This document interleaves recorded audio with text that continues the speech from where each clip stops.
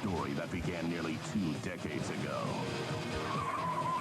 and launched a worldwide movie phenomenon.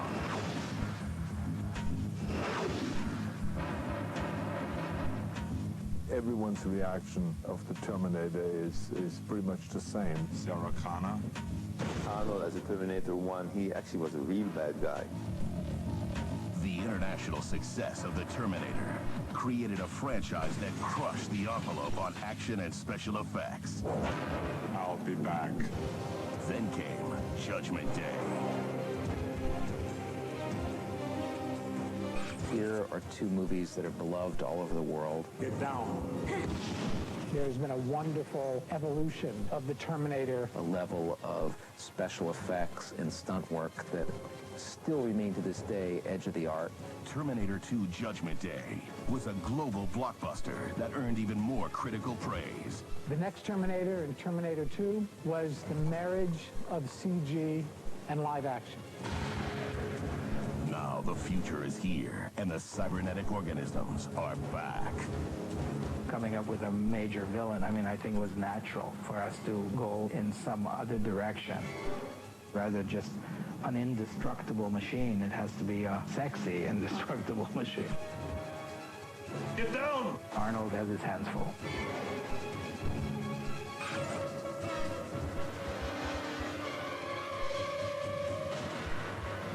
Anywhere in the world, no matter where I go, people ask me, when are you going to do another Terminator?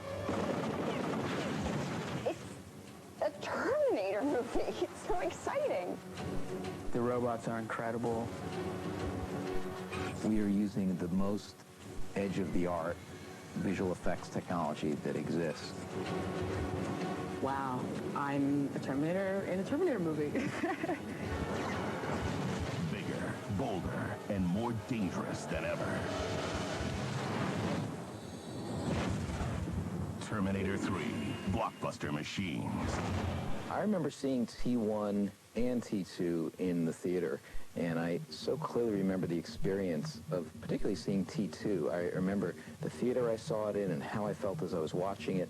It's pretty unique. Most movies, you can barely remember you saw them, let alone where it was and the conditions under which you saw it. And that speaks to me about how deeply the movie really affected me. The history behind Terminator is so enriched. You could almost start to believe it, so you really do kind of buy into it. The audience was waiting, the producers were waiting, the studios were waiting, and I was waiting to do this movie. It is time. The second movie turned out to be really very exciting and really wonderfully new in ideas and in effects. Very nice.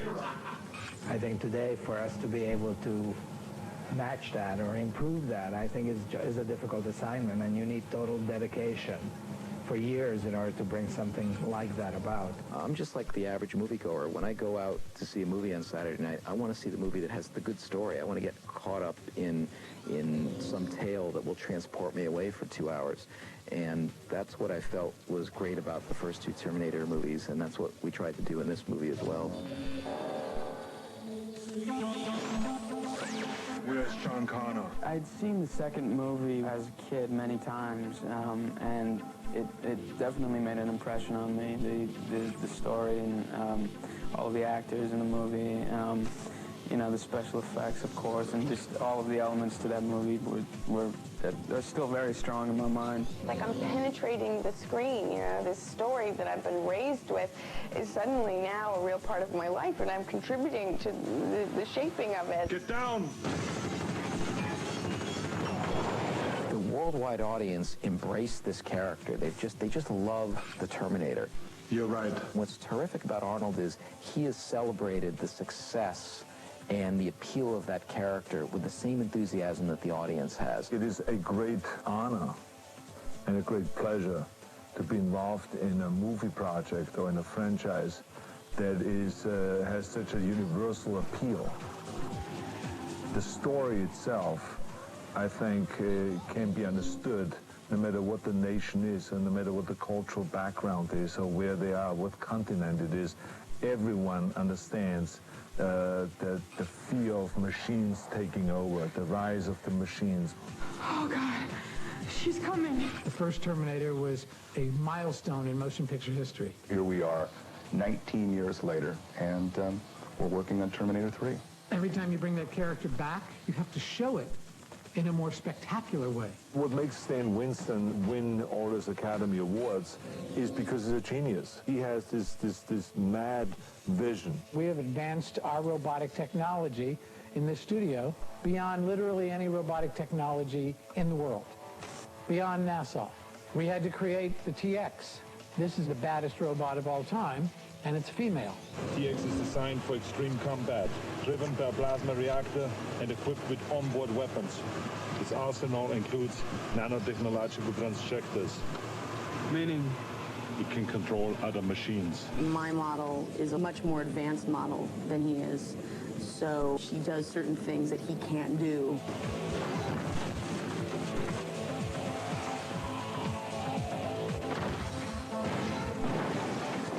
And so she kind of has the upper hand a little bit. Everything you see is a completely performing robot. And so the series has advanced the science, and the science has advanced the series.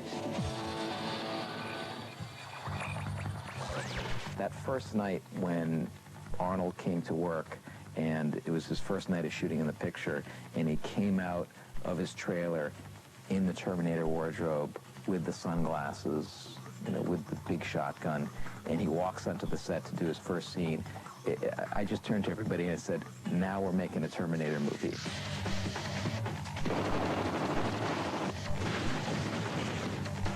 Are you talking to me? Just doesn't get any bigger than Arnold Schwarzenegger. He's great to work with in the fight scenes. I mean, he does know what he wants and what looks good and how he wants it, and he's got great ideas and, you know, so much experience. It's been a real eye-opener. He's a guy who has completely mastered this type of movie, and just to watch him in action and kind of, you know, see him do his thing is surreal. Get out of here! Terminator is the perfect role for me. I was originally designed for assassination missions. Even when I was doing the first Terminator, I remember Jim Cameron came up to me and said, it's amazing. It's like you've played this character now for years already. Terminator. Jawohl. You're so locked in to the Terminator character. I love it. And that's exactly the way I felt on Terminator 3. When I came on the set, it was like, you know, another day of being the Terminator character. That's how it felt the first day. This is what I would look like kind of on film. Here you see all the mechanisms, the distance, the various different parts when I speak. In Terminator 3, Arnold goes through 7 stages of makeup changes. Stage 1 is when he arrives. He looks like Arnold. And then 2 through 7 are levels of destruction that he goes through, from Terminators, from accidents, from bullets. There is all kinds of things out there that want to tear the skin off of a Terminator's face and body. And people like me are here to make sure that that looks realistic.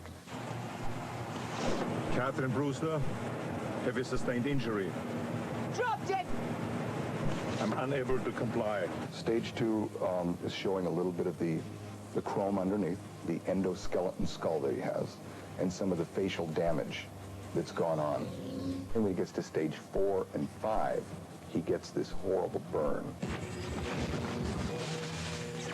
Then he goes into stage 6 and 7. This is caused from a helicopter crash. As you can see with this, the amount of damage to the face here is something that we can't create with makeup because we've removed a lot of the skin. This part of it will have to be done digitally. The reasons why there has been such an effort made over this makeup is to make me lose my handsome looks. Let's slap on a bunch of makeup. Let's just rough him up. Let's put an artificial eye in there. Let's cover it half in green. And so they finally have succeeded. The shortest amount of time that Arnold's in makeup is stage 1 because he looks like Arnold. He's in here for maybe 30, 45 minutes. The longest amount of time is about 5 hours in stage 7. I said, Arnold, be prepared. Starting Monday, we have a whole week where you're in the chair, 5 hours a day. And he said, Jeff, you're telling the wrong person. He says, I'm perfectly happy in this chair for 5 hours a day. I'm very prepared for it. I'm going to enjoy it.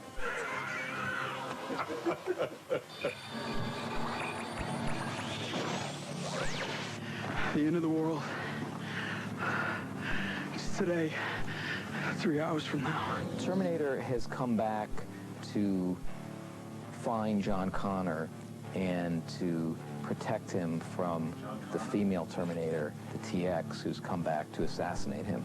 It's sort of the classic epic struggle of good versus evil. But what's so interesting here is you have machines, and one machine has been programmed to do something that's bad, and one machine has been programmed to do something good. And so he's caught in this really difficult place where he's stuck right in the middle of this struggle. John Connor leads the resistance to victory. How? Why? Why me? You are John Connor. The only way that the rise of the machines in the future can continue the way the machines have planned it is by eliminating John Connor and by eliminating the very people that they've been trying to eliminate in the last 2 movies. You'll find a way to destroy her. Unlikely. I'm an obsolete design. TX is faster, more powerful, and more intelligent. It's a far more effective killing machine. TX is here to make sure that what's supposed to happen in the future does happen. She's just basically functions on a target basis, you know. It's doing whatever it takes to reach that goal or that target.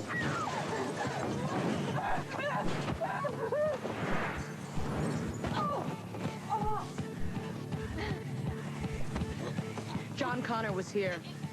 Where did he go? This is a really interesting case where you have a movie franchise, the Terminator franchise, where it's known all over the world, but nobody's made a Terminator movie for over 10 years.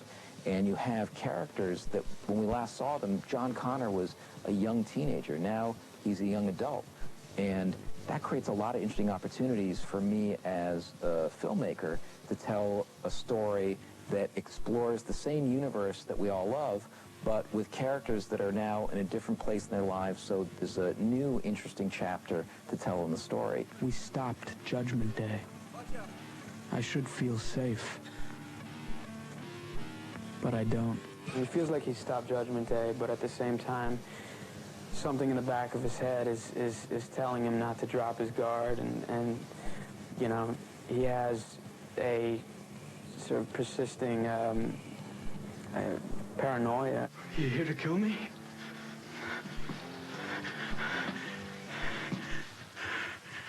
No. When John Connor sees Arnold for the first time, he has really a split reaction. On one hand, he's happy to see his old friend, the only kind of father figure he's ever known in his life. On the other hand, it's bad news, because the very fact that Arnold is there means that he and his mother did not change the future 10 years ago. And it means he's in for who knows what kind of nightmare experience. Do you even remember me? That was a different T-101. What, do you guys come off an assembly line or something? Exactly. I think one of the wonderful things about the Terminator movies in general and this film is that the action is supported by real drama. You know, it's quite mythic. They're killing everyone. Why? The characters have a certain amount of dimension and value and weight. That aspect really makes the movies coherent and whole and impressive in the end. That's the thrill of it.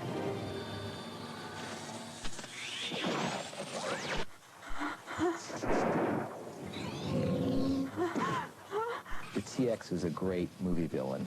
She literally has this diabolical bag of tricks up her sleeve, and it makes for a lot of terrific action in the movie.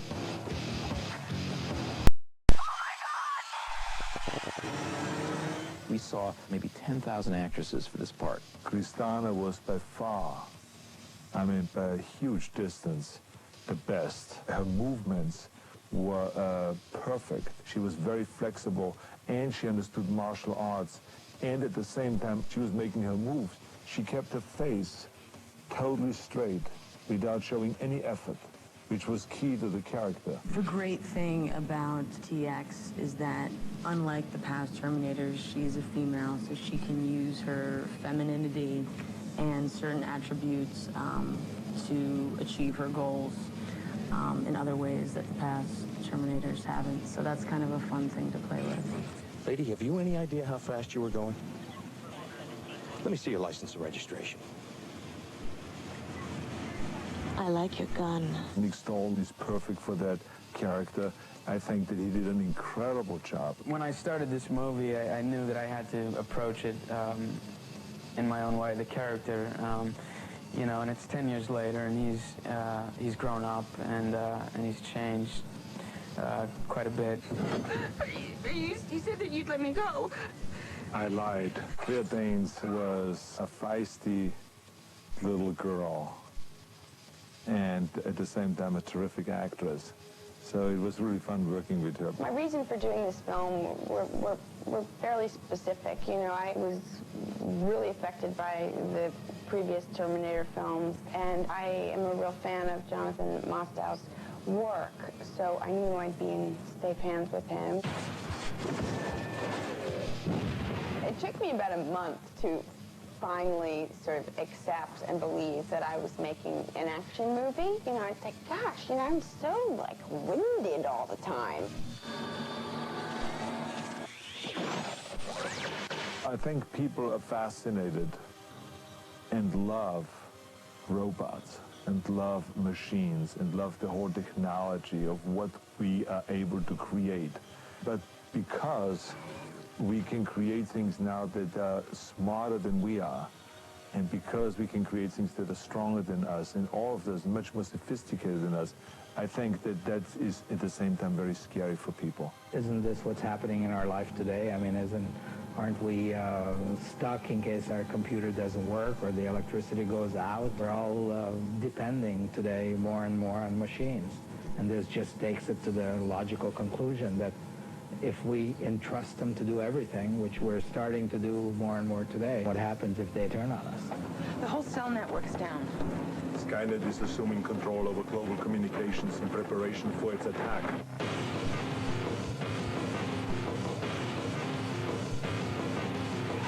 Making Terminator 3 wasn't easy. It was a tough show. Creating something this big never is. But I'm very proud of our work, and I hope everybody enjoys the movie. Every day I went to work saying to myself, I can't believe I'm making a Terminator movie with Arnold Schwarzenegger. It's incredible. He has this strange thing about him that you just want to see him more. You want him to win. You want him to survive. You want him to get there. I think the most exciting part, of course, is having your vision come true and being able to make that film, being able to put it together against all odds.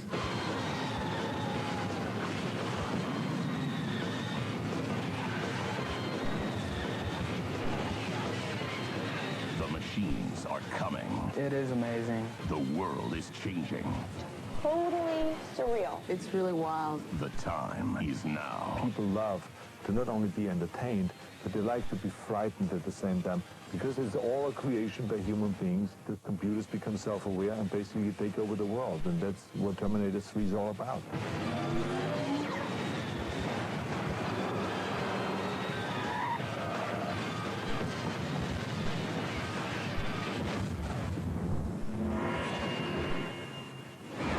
It is time.